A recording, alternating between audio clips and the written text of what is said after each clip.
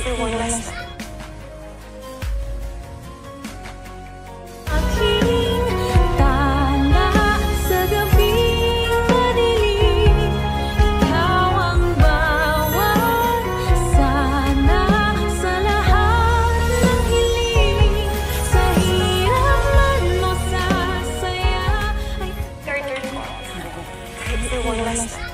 Ay, grabe talaga nangyayari ngayon sa abot kamay na pangarap na kung saan pinakita na nga ang mangyayari sa Lunes. O ito yung teaser, yes guys. Na kung saan ay pinakita na nga dito. Ito nga si Annalyn. Yes guys, nung papunta nga siya sa store no, na kung saan may bibilin lang sana siya, is may sumalubong sa kanyang babae. Yes guys, itong isang Japanese girl no, na kung saan nga napagkamalan pa siyang si Zoe Tanyag. Sabi sa kanya, ma'am, are you Zoe Tanyag? Ngunit sinabi ni Annalyn na, no, I'm not Zoe, my name is Annalyn Santos. And sabi ng babae na, I am sorry because I thought you are Zoe Tanyag, because she received a phone call. Tinanong nga ni Annalyn na, what is the message? At sabi naman itong Japanese girl na, there's a message coming from a woman, an old lady, and I think that it was your mom. Talaga nagulat nga dito si Annalyn, no? Kasi nga is may tumatawag kay Zoe na matanda na babae, at nisip nga ni Annalyn actually na baka ito nga yung mama niya, ito nga si Moira, na kung saan baka nga nakipag-contact na nga itong si Zoe sa kanyang nanay Moira na hindi lang sinasabi sa kanila. Na kung saan nga nagtataka nga itong si Annalyn na bakit naman nakakuha o nalaman yung number neto ni Zoe ng kanyang mama. At inisip nga niya na bakit siya tatawagan, anong dahilan. At niisip nga ni Annalyn na baka is may plano na nga itong dalawa na magkita, o baka umalis pa sa Japan. At sinabi nga ni Annalyn doon sa isang Japanese girl na hindi ko siya, she's not my mom, pero thank you for advising me, and thank you for telling me about the message. Kaya nga naisip ni Annalyn na maybe I will try to contact Zoe and I call her for you. At itong Japanese girl is nag-agree, at talagang naghihintay siya, nag-expect siya na dumating ito si Zoe. Ngunit ito nga si Annalyn is nagtatry din siya na tawagan itong si Zoe, at inisip nga niya ano ba talagang dahilan, no? Bakit makipagkita o makipag-usap nga itong si Zoe dito nga sa isang babae, matandang babae, or sa madaling salita na akala ni Annalyn na ang lady nga na yon ay ito nga si Moira. Yes guys, tama nga siya, no, na si Moira talaga yung iniisip niya, kasi wala namang ibang tatawag ditong babae kay Zoe, kasi kahit sa Pilipinas ang tanging tatawag lang na babae dito kay Zoe nga is itong nanay niya, no? Itong si Moira. Kaya iniisip niya kung si Moira ba talaga yon o hindi. Pero yun nga guys, hindi makontak ni Annalyn itong si Zoe, kaya nga ang sinabi ni Annalyn na lang, sorry, I cannot contact Zoe. Maybe can I get the number of the lady that calling Zoe? At yun nga guys, na pinakita dito na sabi nung Japanese na, okay, I will give it to you, just wait for me. At yun nga guys, no, mukhang seryoso dito si Annalyn, at medyo parang kinakabahan din siya, kasi dahil sa number na yun gusto niyang makita at gusto niyang matry na makausap, at parang i-confirm kung ito nga ba ay si Moira o hindi. Kasi kung si Moira talaga ito na yung chance na hinahanap nila, at gusto nilang makita, no, na mahuli na talaga itong si Moira, kasi talagang mailap to at madulas, at magaling talaga lumsot tong si Moira, no, na halos ang dami na ngang mga polis na lulusutan pa niya, tapos ang dami na ngang ginawang paraan para mahuli siya, is talagang di pa rin siya mahuli-huli. Minsan paturo nga ako dito paano matakasan ng ex ko, de joke lang.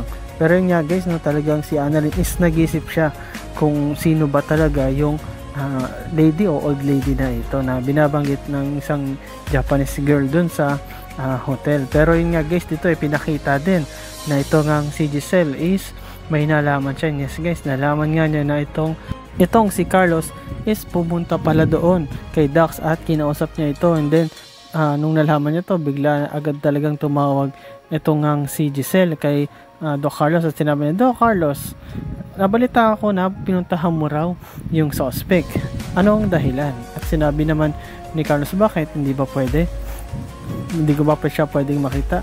Alam mo naman ha, nainis ako dahil siya rin yung dahilan nangyayari ngayon kay Lynette, na kung saan nga is na-stress pa rin to o natotrauma, na kung saan nga ito nga si Moira pala ang may kagagawan. So siguro naman valid yung reason ko kung bakit ko siya kakausapin. At yun nga no, mubun tayo dun. Sinabi nga ni Giselle dito kay Carlos na alam mo ba nakamuha ng mamahaling attorney itong si Dax. Then tanong nga ni Giselle, paano kaya niya nagawa yun? At dahil mamahalin yon, so saan siya kumuha ng pera? At tinatanong nga din o sinasabi nga ni Giselle na dahil mamahalin yung attorney niya ay siguradong we will lose this case. At kapag nangyari yun, natalo tayo, siguradong makakawala yan si Dax. At sigurado na makakalaya yan at hindi na natin alam kung anong gagawin yan. Baka ulitin na naman yung ginawa niyan. And at the same time, pag nakawala yan, is paano natin matatanong pa siya about dun sa nalalaman niya, lalo na dito kay Moira. Mamaya magsumbong ito, kaya mag-join force na naman sila at gumawa ng hindi maganda. Ngunit dito nga medyo kinabahan nga rin tong si Carlos kasi nga iisip niya na baka nga balikan sila nito. Ngunit sinabi ni Carlos na ganun ba, sige ako subukan ko rin gumawa ng paraan para nga hindi makalabas ng kulungan itong si Dax, para matuloy itong makulong. At ito nga guys, ipinakita rin na ito nga si Moira is tumawag sa kanyang pinakamamahal na anak na si Zoe, kung saan ibinalita nga niya na aalis na siya ng Japan. And then sabi ni Zoe, ha? Nakakalis na kayo ma'am? Paano? At sinabi nga mismo ni Moira na aalis na ako kasi may new identity na ako. At makita mo talaga dito kay Moira na medyo nag-iba na naman yung buhok, no? Hindi na siya si Moira the Explorer, kundi medyo humaba na at kumulat ng konti, na nagkaroon ng style yung kanyang buhok, no? Na kung saan matapang na siya na pwede na siyang lumabas o umalis ng Japan anytime. At sinabi nga ni Zoe, sige po ma'am, mag-ingat po kayo. Ngunit sinabi ni Moira na, hindi no, gusto kitang isama. Ngunit sinabi ni Zoe na baka mahirap po yon. At kung sakasakali man, baka mas mahuli pa tayong dalawa. Ngunit pinipilit nga neto ni Moira na gusto niyang isama si Zoe. Pero sabi niya, kung makulit ka, sige, ako na lang aalis sa ibang lugar para magtago. At sabi nga ni Zoe dito sa mama niya, ganun ba ma'am? Sige, ingat po kayo, pero for the last time, hindi ba kayo makikipagkita sa akin kahit sa huling pagkakataon na makita ko kayo? And yes guys, ito nga si Zoe is kahit papano nami-miss niya rin ang kanyang nanay. Kasi nga pag umalis tong nanay niya, baka malamang sa malamang is hindi na sila magkita. Or kung sakali man mahuli itong si Moira is baka magkita man na sila doon sa kulungan, lalo na doon sa Pilipinas. At pag nangyari yon, talagang matutuwa itong mga tanyag, lalo na itong si Giselle at si RJ, na kumbaga mabubunutan na sila ng tinik sa kanilang lalamunan. Masingil na rin sila sa mga kasalanan pinaggagawa at mga kalokohan nga neto ni Moira. Pero pag nangyari yun, makulong itong si Moira, sigurado itong si Zoe is madadamay din. Actually, itong inihiling ni Zoe sa kanyang nanay, hindi rin natin sure, no?